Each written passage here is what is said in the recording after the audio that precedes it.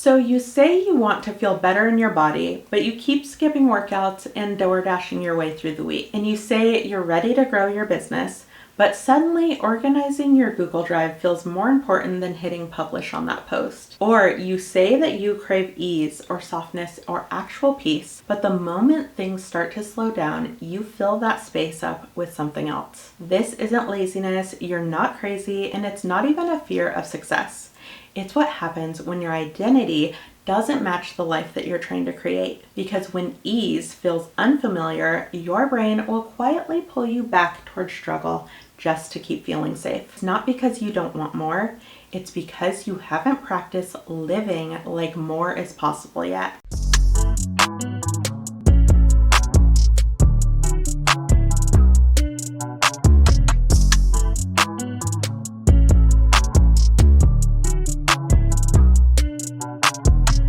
Hey girl, and welcome back to our channel, or welcome if you're new here.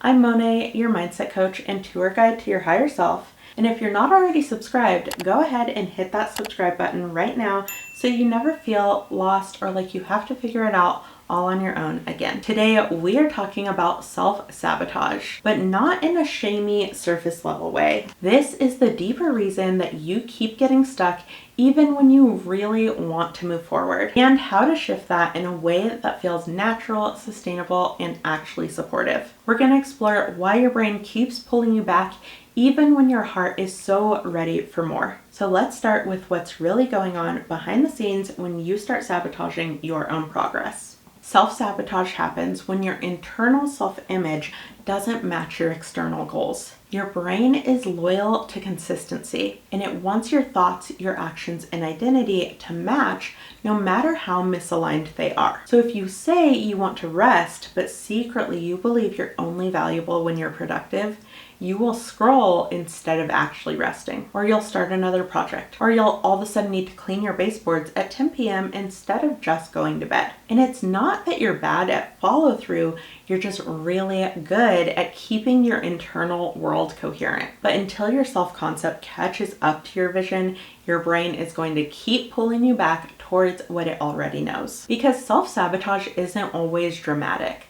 Sometimes it's disguised as drive. I was addicted to the hustle, and not in a toxic productivity way, but in a what's next way. There was always another certification, another side gig, another project I could perfect, and even if I was absolutely exhausted, I would just keep pushing through. When something really started working, I'd immediately pile more onto my plate. If I had free time, I was not relaxing, I filled it. Because part of me genuinely believed that being the best and being the busiest and being the most prepared was what made me safe and valuable. Safe from judgment, safe from being replaced, safe from failure. I didn't consciously sabotage.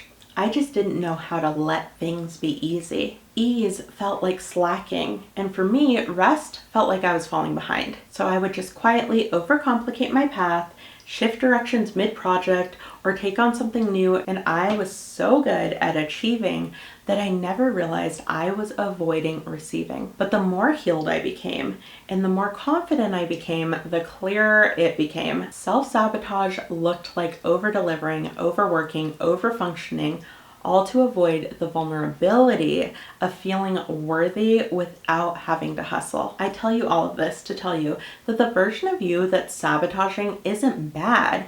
She's just outdated. So let's name the hidden identities that often drive our self-sabotage. The first one is the hustler. You're the hustler. You have always been the one who makes shit happen. Slowing down feels like a weakness, and success doesn't count unless it comes with exhaustion. For you, getting the promotion, winning the pickleball tournament, or even making a really great friendship only feels like success if it comes at the cost of your peace. And trust me when I say I see you, girl. Let's meet the next type of self-sabotager. This is the almost girl. If you're the almost girl, you are amazing at starting new things. You are incredible at lighting things up, at getting attention. You are the ideas woman. But finishing, following through, holding on to that project, That feels like unfamiliar territory, and your system taps out before it ever feels real. She might meet the perfect partner, but as soon as it starts feeling too good, she's going to find reasons why this just isn't going to work. She just doesn't have time, or she's not healed enough. She's almost ready, but never quite there. In fact, I have to go. I have to go. I can't, I have to go. And if neither of those two are your story, then you must be the not that kind of person. So when we're in a I'm just not that kind of girl loop, you can want the aligned relationship, but you're always feeling like the girl who gets ghosted. Or you want that 6-figure year, but you see yourself as someone who always lives paycheck to paycheck. Or you really want softness, but you still believe that you have to earn rest. You have to keep going and keep pushing through. These identity patterns don't just shape how you think, they shape what your brain allows you to keep. So how do we actually stop sabotaging without pressure or perfection or a personality transplant? The first step is to catch the identity that you're protecting. So before you start beating yourself up for self-sabotage, I want you to pause and ask, what version of me does this reality belong to? Try to identify if you're the hustler, the almost there girl, or the not that kind of person girl. Awareness is your very first rewiring tool. And once you know which type of girl you are, step 2 is to collect micro proof of your becoming. If you've been around for a while, you know I love a micro moments list.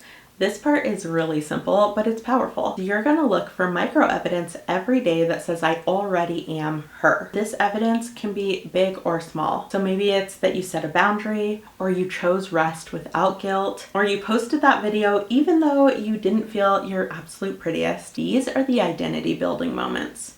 And your brain needs them as evidence more than it needs your 5-year plan. When you're giving your brain constant evidence that you can succeed, that you can rest, that you can be happy, that good things can happen to you, your brain becomes more familiar with it. And as we know, familiarity equals safety, and safety equals your subconscious mind making more choices that lead you there. Which leads us to step 3, to let your future self choose the next 10%. Now, you do not need to become your higher self overnight. You just need to let her choose the very next thing. Tap into that version of you who feels like enough, who is the kind of person that great things happen to, and let her lay your outfit out for tomorrow, or let her prep one meal, or let her move your phone across the room before bed.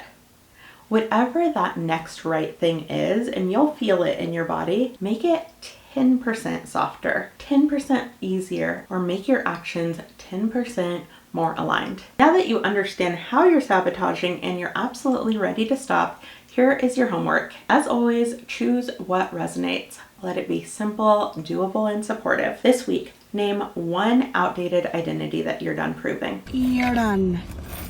You're done. Maybe it's, I'm the one who always burns out, or I'm just bad with money, or I never finish anything. Once you've identified that, I want you to track 3 moments every single day that reflect your next level self. Tiny wins count. I want you to log when you sit and take 3 deep breaths in your car before getting out. When you put that really cute skirt back because you actually didn't need it. Or if your old story is that you never finish anything, even unloading the dishwasher counts. You're gonna track 3 moments a day that reflect your next level self. And then you're going to ask, what is the very next move that my future self would make? And let that be your only focus for the day. You don't have to change your whole life. You just have to let one good thing land. Maybe you decide to do a face mask or have a self-care evening. Maybe you open up that savings account that you keep talking about opening. Or maybe you finally read that book that's been on your TBR for weeks. There's no brushing it off.